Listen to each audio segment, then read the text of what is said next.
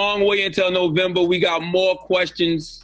You got more questions, but I tell you, if you have a problem figuring out whether you're for me or Trump, and you ain't black. Y'all remember when Joe Biden said that if you are struggling to decide whether to vote for him or Donald Trump, you ain't black? Well, it looks like a lot of people are telling Joe Biden, we ain't black, because black voters are fleeing Joe Biden, in particular, black men. And the Democratic establishment, from Obama to Clyburn to all the Democratic operatives and consultants, are very, very concerned about that.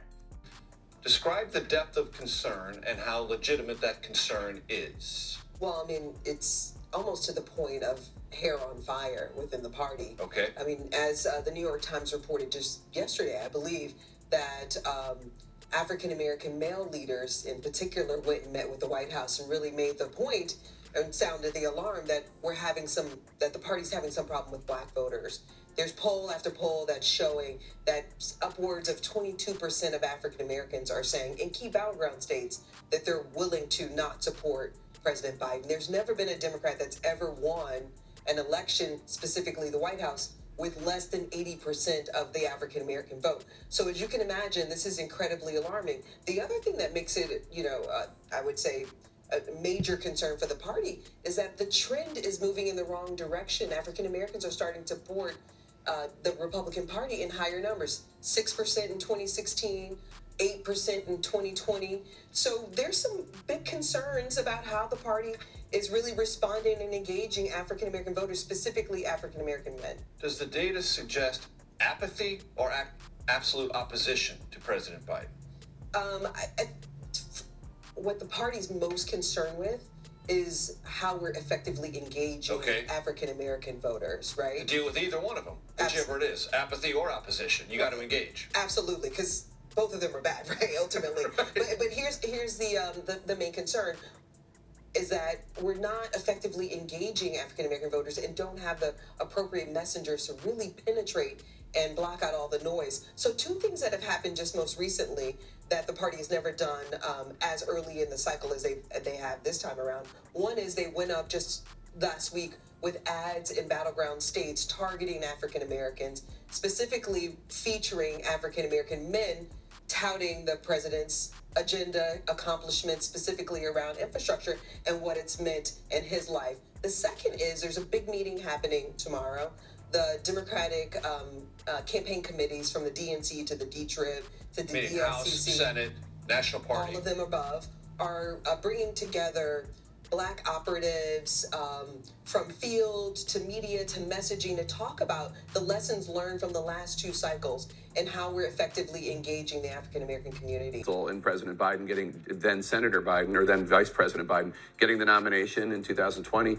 How worried are you about black voters showing up for President Biden in November? Well, I'm not worried. I'm very concerned.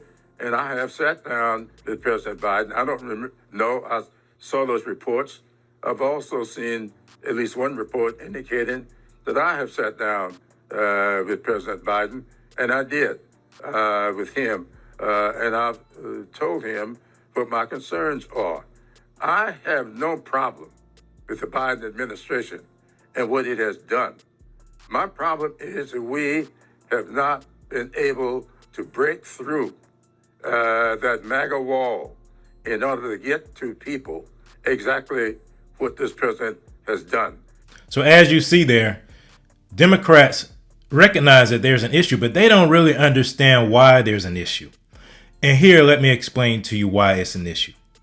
Black people are finally, some black people are finally recognizing that the Democratic Party has never had their best interest in mind. It's always been about what the party wanted. It's always been about what the party has thought was best for black people. That's why they push things that are detrimental to the black community, but yet they put black faces in front of it so that black people can swallow it and accept it and make it their own. And see, that's the trick that they do.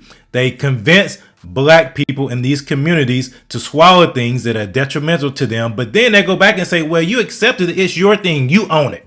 Instead of copying to it, instead of owning it, instead of saying, yeah, these are my policies, these are the Marxist progressive policies that are detrimental to you, that destroy your families, that don't educate your children, that leave you in poverty. Instead of saying, yeah, that's our policies. No, they turn it around and say that black people wanted that. And black people ask for things that they really want, like school choice, like more employment opportunities, like more entrepreneur opportunities, like better options when it comes to housing.